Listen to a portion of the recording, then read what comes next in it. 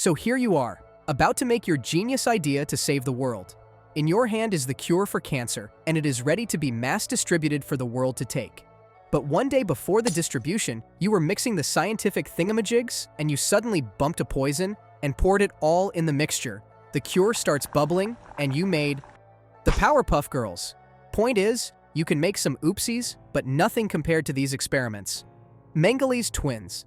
During the Second World War, the you-know-who was really insisting on making the Aryan race the super-duper race in all mankind with their blonde and silky smooth hair, blue eyes, at least 6 feet tall, and pointed noses. He hated the Jews so much that he unknowingly prepared Germany for Miss Universe or something. One way that the Führer wanted to keep the Aryan race a super-duper race was by, well, multiplying them. And one doctor, let's call him Josef Mengele, had the brilliant idea to genetically prove that Aryans the supreme race of all mankind. And what better subjects can he use than, you guessed it, Aryans. But not just any Aryan, but Aryan twins. By the way, fun fact, Aryans are not Europeans. They never are. It's an Asian race. So Dr. Mengele personally selected his guinea pigs from the many trains that just arrived to Auschwitz, the concentration camp. The twins he handpicked were promised something like, "Hey there, you two are twins. You're gonna have a good stay here at Auschwitz. This is the life." Turned out, those were lies. The place these twins slept in were basically just the same with the rest of the camps, just with windows, and that was about it. The windowed place didn't even last long for them when Josef Mengele started examining these pairs medically. They got measured, their photos were taken, and everything was written on paper. He even took lots of blood samples from these twins that most of them got anemic as hell. That was already downright wrong, but it was just the start. Mengele removed internal organs of these twins, cut their limbs, and then took one blood, then gave it to the other. Why? That sounds like something straight out of the human centipede. To see results, simply just to see what would happen. And the twins couldn't even refuse these things because of 2 things. Most of them were children, and the other was they'd get a Luger through their heads. A Luger is a gun that swastika boys used to have. That's all you need to know about it. Speaking of human centipede, he also tried connecting twins, like legit, physically by sewing them together. That didn't end well because it hurt, and it killed the twins with the infections. Just to really insist that the super-duper race of mankind was the Aryan race, he even dyed the eyes of these twins to change their eye color. Take note, these were the times when contact lenses weren't a thing. And I'd also assume that based from the amount of monstrosity Josef Mengele did, he won't resort to contact lenses since he wanted that organic blonde, blue-eyed, 6-foot, pointed nose race. Now deeper and deeper into the war, Mengele was becoming more desperate to prove the superiority of the race he so loved. Spoiler, he never did prove it, but his desperation led his team to give diseases to these twins on purpose. Very nice, Josef. Very nice. In the end, he was just another one of Chaplin impersonator's lackeys that got way over his head. But hey, they killed thousands of pairs of twins just for this experiment. Stubbins Firth's yellow fever. One thing though, before I start telling how stupid of an experiment this was. What's up with that last name? Firth? Why did it have 2 same letters? And why did it have to be both consonants? At least make it a vowel, like, aardvark or something? Firth sounds like you wanted to say the word first, but you accidentally bit your tongue before you got to open your mouth. Anyway, enough of that. It's stupid yet serious experiments time. It was so stupid, you won't believe it was serious. So Stubbins Firth was a researcher back in the 19th century, and this experiment of his was definitely something you would not dare to try. He wanted to prove that yellow fever wasn't contagious. He was right. It wasn't contagious. But Jesus Christ, the way he proved it, missed the mark so hard. As you know, or probably not, yellow fever was a big thing back then. Stubbins Firth's first observation about it was, hey, why is yellow fever only affecting so many in the summer and not during the winter? This must be something environmental. I'll probably call Greta Thunberg and see if it's real. Why me? Because I care for the world? How dare you? To further prove his point, he decided to experiment on himself. I'm looking at this like I'm going to drink water, and if I get thirsty later, then water is useless. Or I'm going to freeze this water in the fridge, and if it turns into ice, then climate change is not real type of experiment. Stubbins, my boy, legit injected himself with a yellow fever patient's vomit. Vomit! like it being vomit alone was already disgusting, let alone a yellow fever patient's vomit. Thank freaking goodness he didn't get any infection from that stunt. Well, there's your answer, Stubbins. It's not contagious, so stop. Nope, he's doing another one. He's now pouring the vomit into his eyes, inhaling boiled vomit, and drinking it all at the same time. Dude, what the hell? I'll just give y'all a quick science lesson because all this vomit is making me want to vomit myself. So, yellow fever is actually delivered by the same mosquito that can give you dengue. That's about the only way yellow fever can be transmitted. Stubbins definitely didn't know about that, because I swear to God, he won't be able to stomach the vomit if he did know, and definitely vomit the vomit. Well, that was disgusting, but that didn't give me any yellow fever. I need to try more things. No. What are you doing? I legit already said. Time for blood! So you're going full-on vampire now? Man, stop. Dude, it's freaking piss. Stop. Oh my goodness. Dude.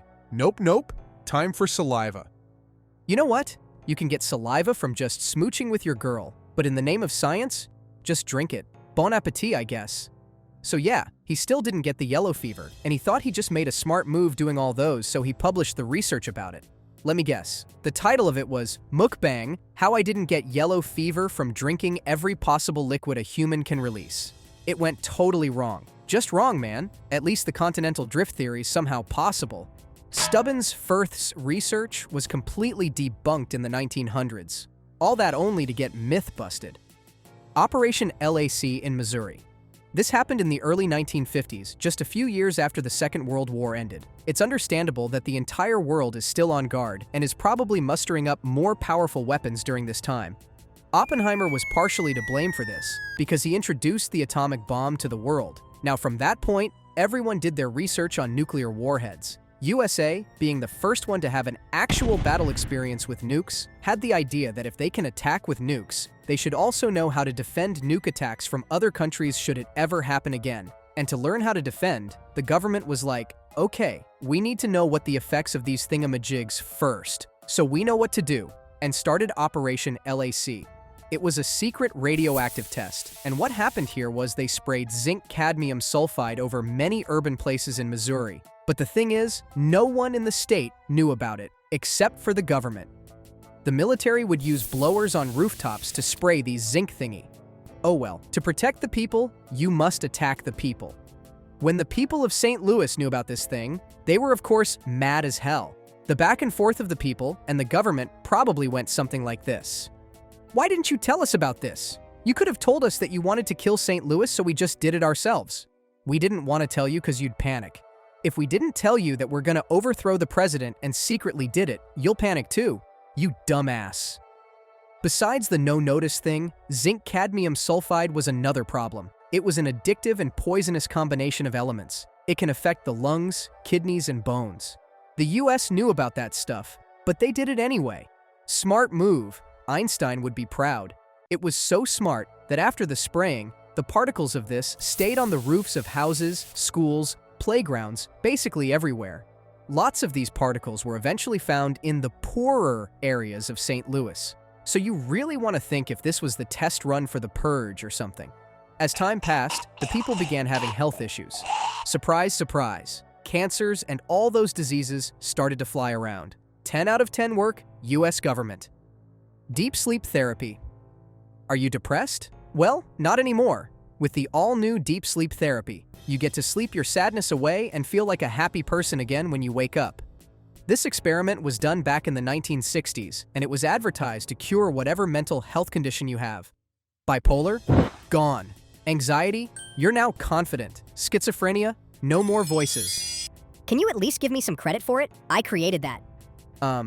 You do realize what this video's about, right? It's scientific experiments gone wrong, but if you insist, here goes your credit. Oh, no, hide my name from it. Please? No. You wanted this, so here you go. I'm actually impressed you wanted to take credit for something as disastrous as your program. Talk about commitment, dang. Now I want to know what is it you think I'm talking about that you want your credit so much. So yeah, Dr. Harry Bailey created this experiment where he'll put patients to deep sleep, hence the name, like in a coma for a very long time that oversleeping is an understatement. You get injected with so many antipsychotic drugs that you'll be asleep for weeks on end. Dr. Bailey believed that the longer you sleep, the better you'll be mentally. At least, that's the gist of that. At first, it worked. Patients became happier after the deep sleep therapy, and it definitely boosted Dr. Bailey's ego that he wanted to advertise it to the whole world. But it's still an experiment, and it was only when it got popular that it proved to be a not-so-good anti-depression cure. The problem here was the solution itself. See, when a person is unconscious for that long, the brain thinks of two things. One, you're dead, or two, you're in a coma. So it would tell the rest of your body to act the part and not move. That much time without moving and blood clots will say hi to you, then you'll have to train your legs to walk again after that time off not being in use. Another thing is this barbarian thing that's injected in you in large amounts. What it does is this. You have your brain, everything there does its own parts. Then you have your spinal cord, it makes you move. Barbiturates in large doses restricts the function of these two, and it will give you breathing problems, and more breathing problems, plus you're weaker overall. What a horrible exchange for a little peace and quiet up in the head, and that's not even the end of it. Some patients had memory loss when they woke up right after the session. But that was understandable, considering it was like a welcome back to the land of the living moment for them. Some of these cases were irreversible though. I'm telling you, some of the patients came out in worse conditions compared to before they got in and had the treatment. This one's for you, Dr. Bailey. Due to this awesome doctor's malpractice and negligence, some patients died, and the main reason was the deep sleep experiment. Let me give you one actual thing, because you might think I'm just yapping pure air here with no actual information. So 24 patients died because of the deep sleep at Chelmsford Hospital, and when it was investigated, people found out that Bailey and friends didn't give two flying ducks about the risks of their little experiment, so they just did the process to the patients, and they were supervised by, drumroll please, no one. In fact, these patients didn't even sign a proper consent to it, because no one would agree to being a guinea pig in something as bad as this. That's why the Bailey bunch made it look like it already works. How's that for a credit, Dr. Bailey? Chester Southam theory. Hey Dr. Bailey, you have another dude joining the credit list. I'm not downplaying what Bailey did to people who just wanted to have a better mental health, but Chester M. Southam, a virologist and cancer researcher in the 50s, straight up just chucked cancers into people as part of a study. As a part of a freaking study. He did this experiment to see if the immune system can reject cancer cells and if cancer can be contagious. By today's medical standards, this is ridiculously alarming. I need Dr. Mike to piggyback on this one. Can somebody call him? Anyone? No? Oh. Okay. Dr. Southam started the experiment by injecting HeLa cells and immortal cancer cell to cancer patients at Sloan Kettering Institute for Cancer Research. That was a long-ass name for a hospital. Thank you so much for explaining what immortal cells are. I'm really educated. You know, you keep appearing out of nowhere with the most random and most sarcastic side comments ever. I'm gonna give you a name. From now on, you're Hoopla.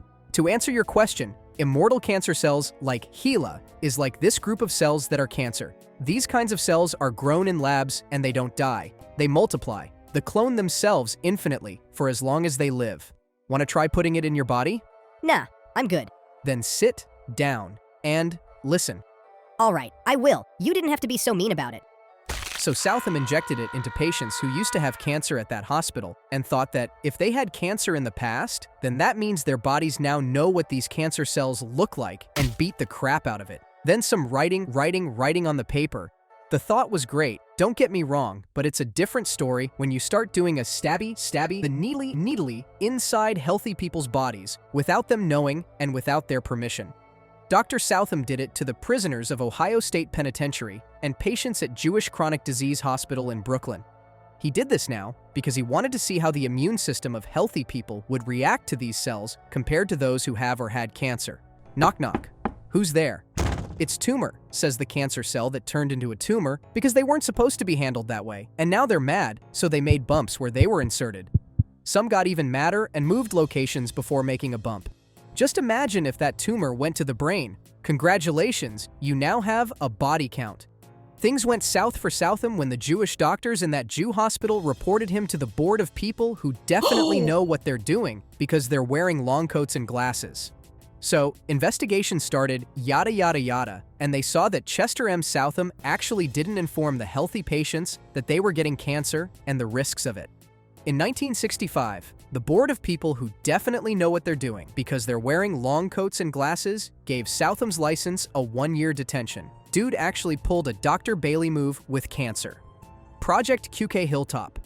So this was done during the Cold War. You know, that one war, that's cold. Nah, Cold War was a silent war to see who's better between the two superpower countries, while the other country was made up of more countries, but was made to look like one, because the Kremlin wasn't taking any of it. QK Hilltop was made by the CIA to know if mind control was possible and if anyone can be turned into Professor X and go wah wah wah in someone's brain. The researchers used things like LSD on experimenting. As per what I see, it started with a bunch of tests on volunteers that you're not really sure were volunteers or people that were dragged to Area 51 or something, and the first results were actually not that bad. Sound familiar? Yeah, that's because it's every single thing on this list. Worked well the first time and never again. The quote-unquote volunteers showed some consciousness above an average human, improved body functions, and increased mind power. CIA was definitely building the X-Men right under our noses. You can't prove me wrong. Or right. Well, it didn't take long for CIA to go the distance and do something that's off the book.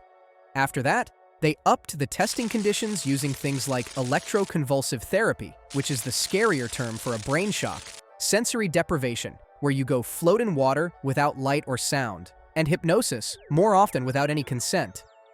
They're CIA, they don't need one.